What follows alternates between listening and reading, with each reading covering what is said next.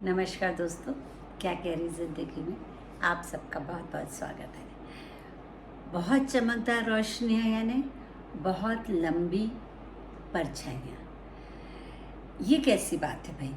बनती हैं तो क्या करें? दरअसल ये एक मेटाफर की तरह मैं यूज़ कर रही हूँ, आप चाहे माने या ना माने, कितने भी सादगी पसंद हो, कभी कभी अपने मनपसंद विषय को लेकर चकाचौंध में आ ही जाते हैं और चकाचौंध के चक्कर में कई बार काली लंबी परछाइयों से घिर जाते हो। ये सांकेतिक काली लंबी परछाइयाँ और कुछ नहीं, आपके मोह, माया, वितृष्णा, लालच का प्रतीक है। इसमें एक मेटाफर और भी आ जाता है कि दूसरे की थाली में घी ज़्यादा दिखना। जैसे मैं समाज सेवा का कार्य करती थी छोटे स्केल पर अपने पॉकेट मनी से। जब मैंने ये काम शुरू किया, एक इकलौती छोटी सी परछाई थी मेरी और शायद उम्मीद का एक बल। फिर लोग जुड़ने लगे, ज़रूरतमंद आने लगे, रोशनी भीतर ही भीतर और बढ़ गई तो छाया भी बढ़ने लगी। वैसे छाया बढ़ने का सवाल नहीं था क्योंकि मैंने भीतर ही भीतर रोशनी का जिक्र किया है। फिर कुछ बच्चों को अडॉप्ट करना था, सो मैंने रजिस्ट्रेशन कराया। रजिस्ट्रेशन कराते ही मैं लाइमलाइट में आ गई। सब पूछते आपके एनजीओ का नाम क्या है, एजेंडा क्या है, आपको कितना गवर्नमेंट से पैसा मिलता है। मुझे संकोच नहीं होता था क्योंकि मैं जो भी करती थी वो सबके सामने था। ज़रूरतमंद बढ़ते गए, तब रोशनी की कुछ और किरणें मेरे साथ आईं। बहुत सी संस्थाएं जो सरकारी संस्थाओं से जुड़ी हुई थी, रजिस्ट्रेशन उनका था और वो एनजीओ, आज मुझे एनजीओ शब्द से भी बहुत बुरा लगता है, लेकिन मैं क्या करूं, ये शब्द है और लोगों ने इसका बहुत गलत फ़ायदा उठाया है। तो मुझे खुशी है कि हम सब संस्थाएं मिलकर, खुशी थी तब उस वक्त कि सब संस्थाएं मिलकर समाज के लिए कुछ कर रहे हैं। फिर धीरे धीरे समझ में आया कि उनके पास एक आलीशान ऑफिस है, एक लैपटॉप है और दिन भर झूठे काम की रिपोर्ट बनाना और सरकार को सबमिट करना और रैलियों, नेताओं के लिए मेरी संस्था के ज़रूरतमंदों का उपयोग करना, क्योंकि इसके एवज में उनको फंड मिलता था। वो अपने पर्सनल काम के लिए वो उपयोग में लाते थे। मेरे चारों तरफ अब काली छाएँ बढ़ने लगी। लोग मुझसे पूछते, सरकार आपको कितना पैसा देती है? हमें भी तो एनजीओ खोलना है, कितना कमा लेती हैं आप?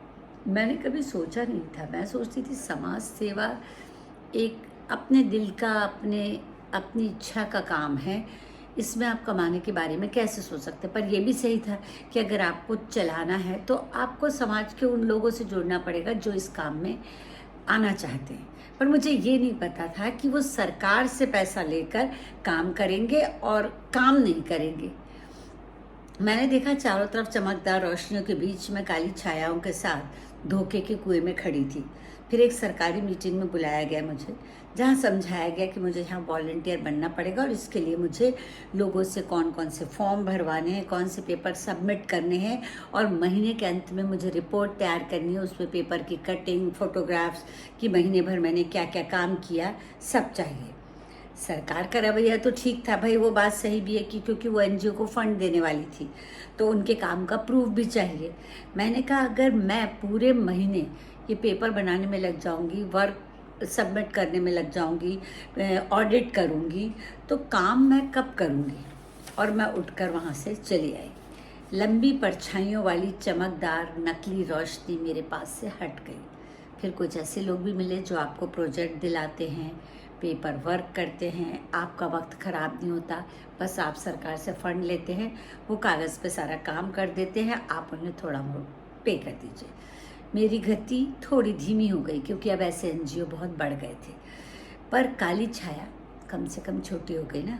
एक परिचित है, उन्होंने अपने खुद के काम में, वो बहुत ऊंची पोस्ट पर थे, उन्होंने बहुत पैसा कमाया और दिल के बहुत सीधे थे, पैसे के बिल्कुल भी लालची नहीं थे, हल्की चमकदार रोशनी में रहते थे।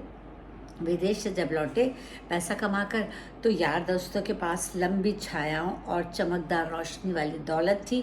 सब ने उन्हें शेयर मार्केट से बनी दौलत की चमकदार रोशनियाँ दिखाईं। संतुष्ट सीधा साधा आदमी काली परछाइयों में घिरने लगा।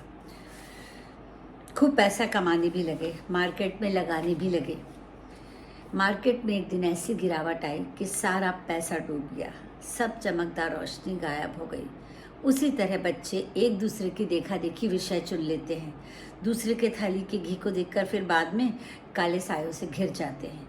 मेरा ये कतई मतलब नहीं कि आप सपने ना देखें, महत्वाकांक्षी ना बने, बस नकली चकाचौंध को पहले परख लें। हर चीज़ दूर से चमकदार तो दिखती है ना। आपका साया छोटा ही सही पर कम से कम आपके कंट्रोल में तो है। धीरे धीरे जोत को बढ़ाओ, मेहनत रंग लाएगी। फिर पूछो अपनी ही छाया से सुबह सवेरे, वो छोटी सी छाया से सुबह सवेरे, और क्या कह रही है ज़िंदगी।